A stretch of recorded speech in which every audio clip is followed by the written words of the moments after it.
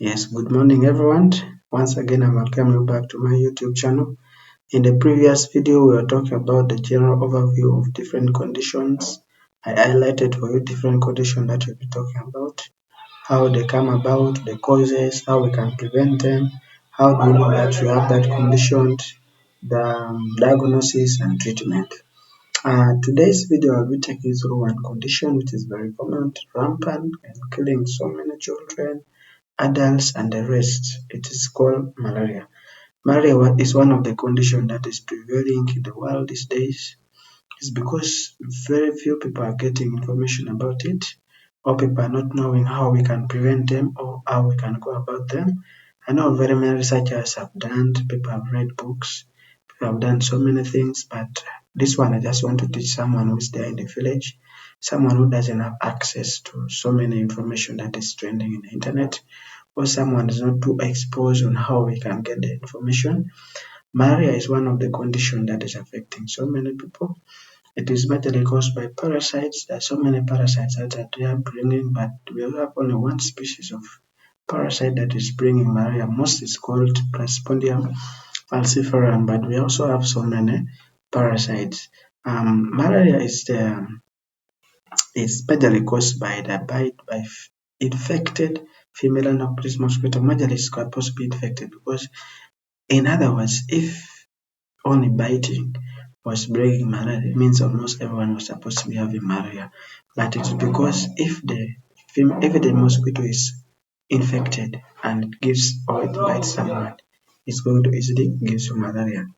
After bite, it will take a very small while and you start seeing the signs and symptoms of how it's going to present. Um, with the causes, we have already said is by bites, and then there are so many things that we also need to do always to prevent someone from getting malaria or to prevent the breeding or the growth of this falciparum or the parasites. We have things like clearing the bush around the home.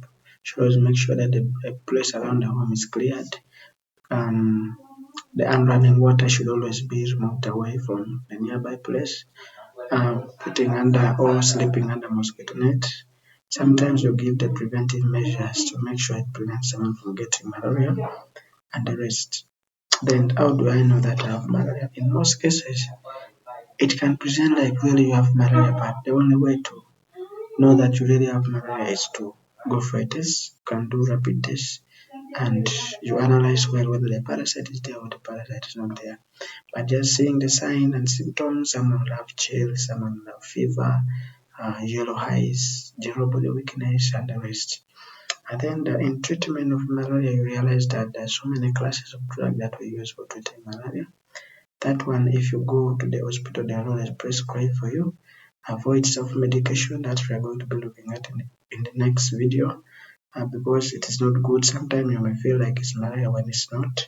So in the case of the drugs, that one we're going to be talking about it later in the later hours. For today, we just want to see how this disease comes about. How does it show up?